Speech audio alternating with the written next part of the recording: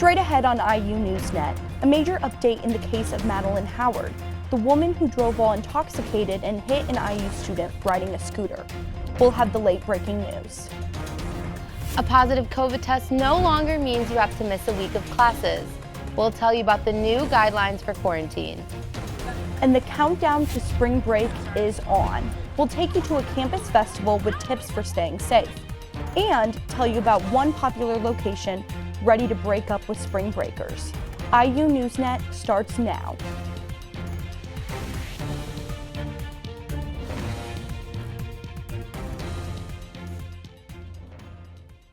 Welcome to IU NewsNet. I'm Caroline Geib.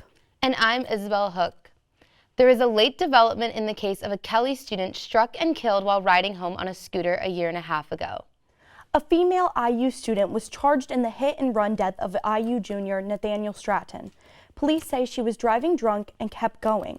Our reporter Julia Pearl is on the scene with an update on a plea agreement in the case. Julia? That's right, I'm here at the corner of Walnut and 12th Street, where police say nearly a year and a half ago, Madeline Howard's car struck Nathaniel Stratton in the early morning hours of September 18th. Howard fled the scene and police later located her and the heavily damaged scooter, which had been drug underneath the car at the corner of Lincoln and 19th Street. Police say that Howard was heavily intoxicated at the time of the accident. Earlier this week on Tuesday, the state and Howard reached a plea agreement where she pled guilty to 2 of the original 4 charges against her. She pled guilty to leaving the scene of an accident and causing death when operating a motor vehicle while intoxicated. According to Indiana sentencing guidelines, a judge could sentence her to anywhere from 3 to well over 20 years. Howard's trial was scheduled for the end of last month but was canceled due to the plea agreement. In addition to this criminal case, a civil case has been filed on behalf of Stratton and is still working its way through local courts. Since Stratton's death, the city has increased regulations on e-scooters, including things like dismount zones and traffic guidelines. Howard's sentencing is scheduled for May 5th. Back to you guys at the desk. Police shut down a section of 17th Street yesterday following a serious car accident on campus. It happened Wednesday on 17th Street in Walnut Grove. The police report indicates that a black Honda was turning west onto 17th Street and it nearly collided with the Toyota Camry. The driver of the Camry swerved and flipped onto its side. According to IUPD, the driver of the Camry was transported to the hospital with non-life-threatening injuries. 4 years ago this month, the world went on lockdown due to COVID-19. Now the CDC is saying we can treat COVID just like any other virus and leave isolation after 24 hours. IU NewsNet's Emma Herwehe has the story. Emma? Thanks, guys. Did you test positive for COVID and are worried about missing class? Well, don't worry. According to new CDC guidelines, if you don't have a fever for 24 hours, you can leave isolation. 4 years after the world was put on lockdown, life almost seems back to normal. Freshman Felicity Garton tested positive for COVID January 21st after going to a local urgent care. They gave her a prescription and said she was good to go after 24 hours. They told me just 24 hours on on the medicine, and then I was pretty much good to go to class or whatever. Brand new CDC guidelines suggest returning to normal activities when, for at least 24 hours, symptoms are improving overall. And if a fever was present, it has been gone without use of a fever-reducing medication. But the IU Director of Public and Environmental Health is a bit more reserved. Now, with a lot of these viruses and with COVID, you're most infectious very early on, but your viral load may peak as late as day 4. And so there's still some concern here, I think, that very clearly people are going to be able to go out and still be infectious and potentially infect others. Felicity Garton says 5 days of isolation would have put her behind in all of her classes. If I had to miss some of my classes, it would have been a lot harder to get on track, or back when it was 5 days, that's a whole week of school. So that's way more inconvenient. Even with the updated guidelines, the CDC recommends wearing a well-fitting mask and washing your hands regularly if you feel symptomatic. IU intends to follow CDC guidelines. So at IU, we've kind of always generally, adopt or defer to CDC guidance. That's what we had done when they moved to the 5-day isolation period. And so we will defer to this new CDC guidance. However, I think there's still some concerns there with it. So we're going to manage it that way. Students can still self-report and get tested at the Student Health Center. For IU NewsNet, I'm Emma Herwehe. Just a heads up, free COVID tests from the federal government end tomorrow. You can visit the CDC's website for more information on the updated guidelines. The Kinsey Institute will stay at IU. The decision from the trustees comes after the Indiana legislature cut off funding and IU looked into making it a separate nonprofit. There was plenty of pushback. Students and faculty at IU recently protested to keep the Kinsey Institute at IU, where it has been for 75 years. Kinsey does research in human sexuality. The plan states that the institute will receive no state funding but will continue faculty affiliation and keep the Kinsey collections open to researchers. The Kinsey Institute was not the only reason for uproar last week. Members of the IU community also used the rally to protest Senate Bill 202. It stands to change criteria for tenure and influence trustee appointments. This bill seeks to improve what lawmakers call intellectual diversity on campus, which includes more conservative viewpoints. It passed both chambers and is ready for Governor Holcomb's signature. He declined to meet with a coalition of civil rights leaders who say the bill is racist and targets black faculty. Despite some discussion, Kirkwood near the IU campus will not be closed permanently for pedestrians and outdoor dining. The issue came up at City Council this week, but Mayor Thompson posted a Facebook video that said her office has no plans for permanent closure and never without public input. Parts of Kirkwood are usually closed for outdoor dining the summer months. However, there is currently construction on Indiana Avenue that may impact the timing of the closure of Kirkwood this season. And I feel like it's just nice to know that like no one's coming down there. And in the winter, it doesn't really matter because like there's not a ton of people that are outside. But definitely in the summer, I think it should be a safety measure that's taken. The city is also deciding on a program to close Kirkwood for a couple of months every year. Courtney Daly has been named Bloomington's new City Council District 5 representative. Daly is a local activist who has lived in Bloomington for 14 years. Previously, she led the Indiana chapter of the group called Moms Demand Action for Gun Sense in America. She also served as the Associate Admissions Director for the online MBA program at the Kelley School of Business. She hopes to address affordable housing in Bloomington and help provide permanent housing with no preconditions to help the homeless population. Student mental health is a priority across the IU campus. A new program at the Geib School of Music is all about self-care and managing stress, and it's music to the ears of its students. IU NewsNet's Shelby Brown has the story for us. Deep breath into your chest, your back.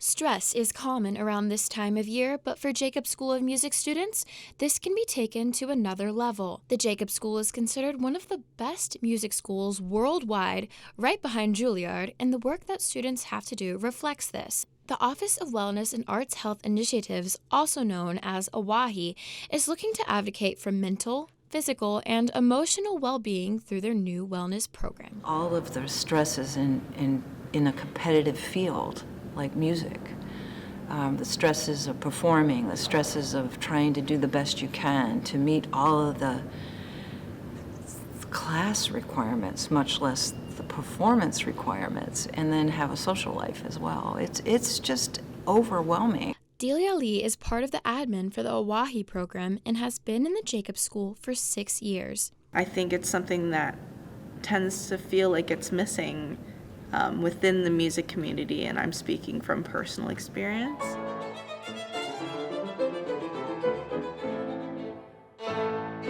Lee plays the violin and knows firsthand how challenging the Geib School can be.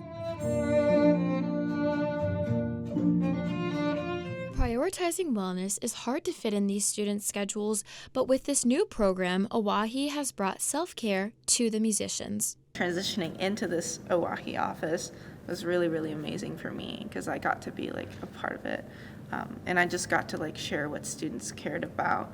Like when they have really long rehearsals, they don't have time to eat. Well, guess what? Now we have a snack cart, you know? So like things like that, I feel like we're actively doing that, and that helps me too. Breathe in that springtime, that freshness, that air. The classes take place on Wednesday afternoons. For more information, you can go to music.indiana.edu and look for the Health and Wellness tab. When we come back, thefts of scooters and e-bikes are on the rise. We'll have a tip from police to get your wheels back if it happens to you. Plus, you'll meet an IU freshman who is well on his way to a big business in the sports apparel industry.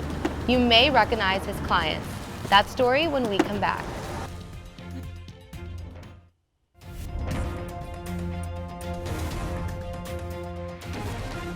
Scooters and e-bikes are a popular way to get across campus, but they're popular with thieves as well. In fact, IU police sent students an alert about the upsurge in thefts. They've investigated more than a dozen electric bike and scooter thefts since January, and 9 of those in just the last month. It's happening everywhere, but the crime notice shows repeated thefts at McNutt and Ballantyne.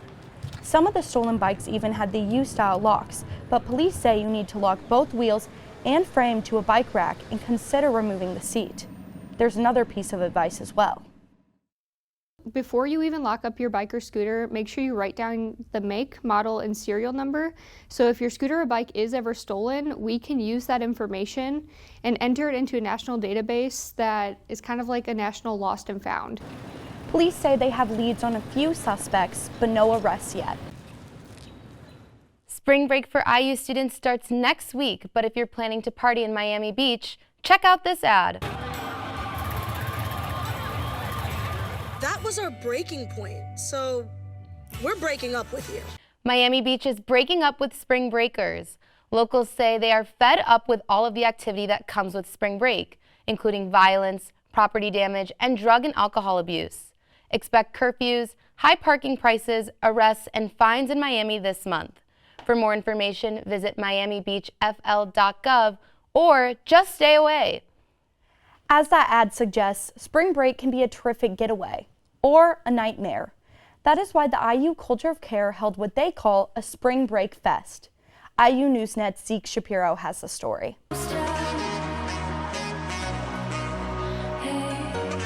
Images like that are typically what people think of when the term spring break comes up. However, among all the promotion of partying hard, the IU Culture of Care organization held their yearly Spring Break Fest in Dunn Meadow.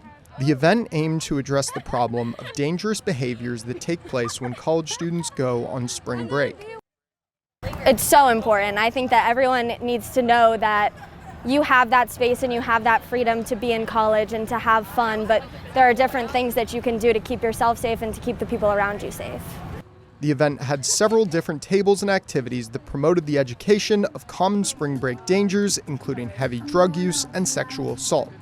One of the factors that the Culture of Care wants to stress is the importance of understanding that impairment of any kind can affect someone's ability to get behind the wheel of a motor vehicle. To do this, they've set up an obstacle course to simulate what it's like to be impaired. So we'll see how this goes.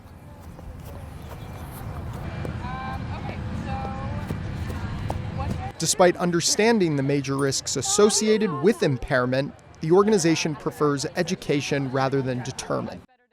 You know, we like to educate instead of like saying, okay, you should abstain from doing this, that you should be able to be like, hey, like I know how to do this safely. So it's just a good way to know that, okay, when I do party, these are the tips that I have on how to be safe. The organization has more information about healthy substance use at care.indiana.edu. For IU NewsNet, I'm Zeke Shapiro. The School of Public Health and Geib School of Music will undergo construction to improve accessibility in the next year. The School of Public Health will get a new glass entrance on the east side and wider doors on the west side. Workers will build a new ramp to the main lobby and increase accessibility parking spots to 6. The Geib School of Music will add 7-foot screen walls in 2 areas to hide mechanical equipment. An IU student is making a name for himself in the style industry. Sam Law creates connections through his passion both for sports and fashion. And he already has some big-name clients. IU NewsNet's Ari Betterly has the story. That's like a $700 hoodie. IU freshman Sam Law hasn't taken the traditional track in his apparel merchandising career. The Bloomington native began styling early his senior year by connecting with IU basketball star Xavier Johnson.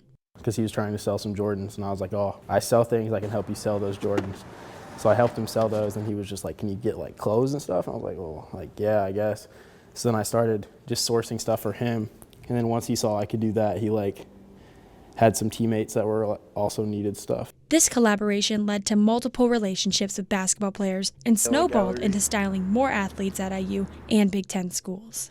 Law's closest relationship is with former IU basketball player Jalen Hood-Schifino. He was a big one for me, and I got to know him really well because he just like met me and my dad, and we all just like connected pretty well. So he would get us into like the games and stuff, and we'd go in his seats and like watch him play. Today in sports, an athlete's performance isn't what always makes them stand out. It's also a brand. And with NIL in the picture, style and image are so important. After his social media connections grew, Law faced his biggest opportunity yet. Former IU football player Cam Jones. He said Jones needed a tunnel outfit for the 2024 Super Bowl. I just texted him, and I was just like, yo, let's get you a Super Bowl outfit. And he was like, all right. So then we just started working on that. In Law's case, he's benefited by creating personal looks for each athlete's image. The freshman hopes during his time at IU to inspire others and tell students. And people say like the worst someone can tell you is no. Like that's really true. It's a very small price to pay to see like big things like that happen. For IU NewsNet, I'm Ari Betterly. The IU women's basketball team is ready for Big Ten tournament action. Plus, we will hear from Indiana football players hoping to go pro. And there's a new little 500 bike team that is all about being fast. They've even worked it into their name. IU NewsNet Sports coming up next.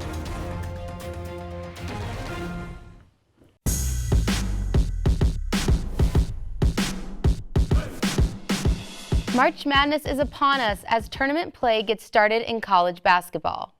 IU NewsNet's Audrey Marr joins us now with sports. Audrey?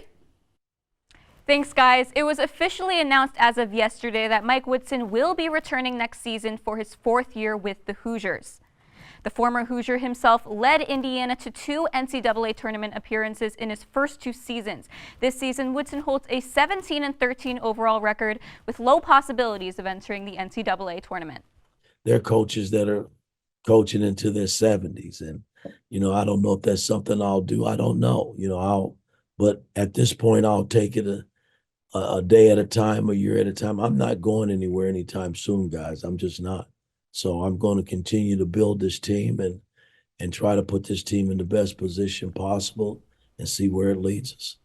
But despite a down season, Indiana men's basketball isn't declaring its season over quite yet. After a pair of wins last week, the Hoosiers arguably played its best game of the season in Minneapolis on Wednesday night, beating Minnesota 70-58.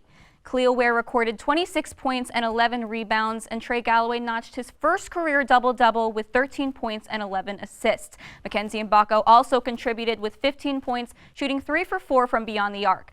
The Hoosiers assisted on 28 of their 30 made shots to win their 3rd straight contest. Indiana closes out its regular season on Sunday with Senior Day against Michigan State at Assembly Hall. And March means early spring flowers and basketball. Indiana women's basketball is gearing up to play in the Big Ten tournament in Minneapolis tomorrow. The Hoosiers are heading into the weekend on the chance that their All-American Mackenzie Holmes and Lily Meister, who came in for Holmes, do not play due to injuries. Both players injured themselves within 2 minutes of one another on Sunday against Maryland, and neither returned to the matchup. We're going to do whatever we can to help Mac and help Lily get out there. But if at any point it's not safe for either one of them, to be out there at risk of, we won't do it. And we'll play with, the remaining roster and, put our best foot forward. Indiana has a 2nd round bye and will play their first game tomorrow against the winners of Minnesota versus Michigan. And one of the major selling points for the Big Ten tournament has been Caitlin Clark, the Iowa phenom who is not only breaking records, but is declared for the WNBA draft. And she may be coming here to the Hoosier State. The Indiana Fever have the #1 pick, and Caitlin Clark's boyfriend works for the Indiana Pacers. Clark announced her draft entrance with a tweet addressed to Hawkeye Nation.